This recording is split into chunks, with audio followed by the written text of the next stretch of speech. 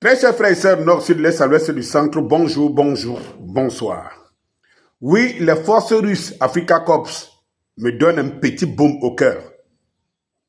Les forces russes Africa Corps me donnent un petit baume au cœur et vous allez savoir le pourquoi. D'abord, je vous lis le communiqué d'Africa Corps au Mali. La force russe Africa Corps affirme avoir repoussé une offensive coordonnée de groupes armés contre plusieurs positions stratégiques, dont le palais présidentiel et l'arsenal de Kati, tandis que Bamako assure que la situation est sous contrôle. Selon Africa Corps, engagé aux côtés des forces armées maliennes, FAMA, des attaques menées simultanément dans plusieurs villes du pays auraient impliqué le Front pour la libération de l'Azawad et le groupe de soutien à l'islam aux musulmans, le Jenim, affilié à Al-Qaïda.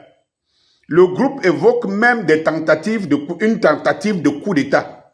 Et alors là, je m'arrête un temps soit peu pour vous dire que une de mes dernières publications sur le Mali hier, je vous disais que c'est une tentative de coup d'État. C'est un coup d'État échoué. Je vous l'ai dit. Denis Copieux est toujours avant-gardiste.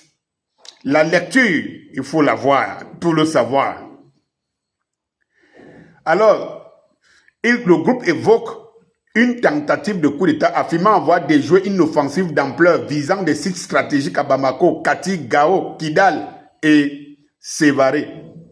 D'après ces déclarations, plus de 10 000 combattants auraient été mobilisés pour cibler des infrastructures sensibles, notamment des garnisons militaires, des bâtiments administratifs et l'aéroport international de Bamako.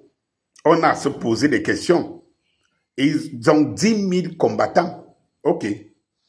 Africa Corps affirme avoir sécurisé les principales positions, empêché la prise de l'arsenal de Kati et neutralisé un grand nombre d'assaillants.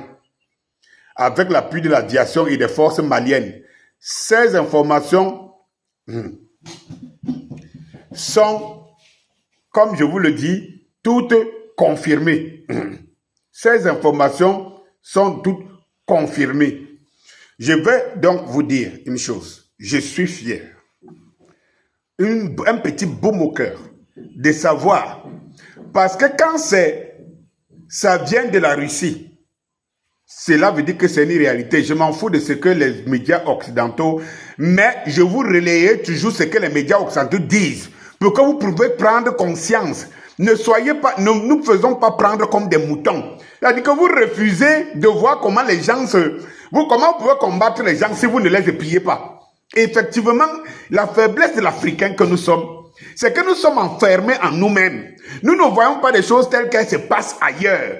C'est l'occasion, parce que je ne sais pas. Lorsque tu mets, par exemple,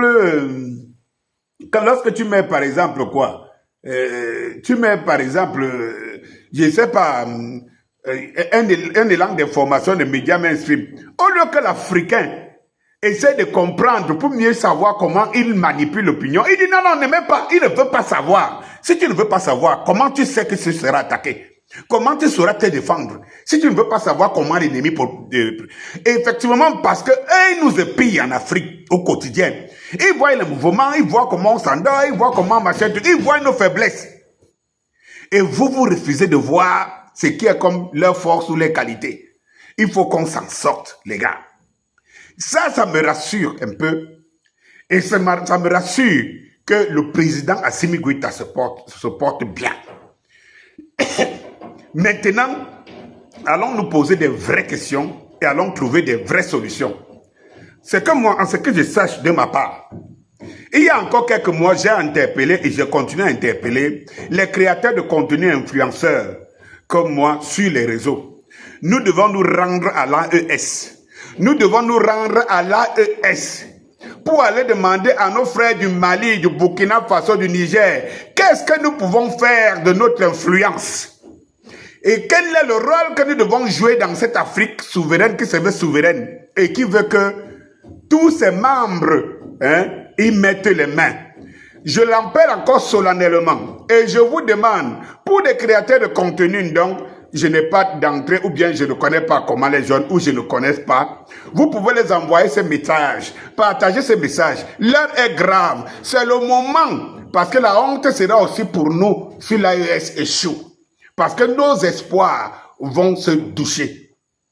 Je suis prêt pour d'ici quelques mois, même si on dit demain, qu'on se retrouve à l'AES, à Bamako, au Niger, au Mali, au Niger, au Burkina Faso, qu'on aille, qu'on se rende important, parce que nous avons beau être influents, nous avons beau être des relayeurs, nous avons beau être des créateurs de contenu, nous ne serons rien si notre combat, si notre acte, si nos actions ne profitent pas à l'Afrique, ne profitent pas à la souveraineté de l'Afrique.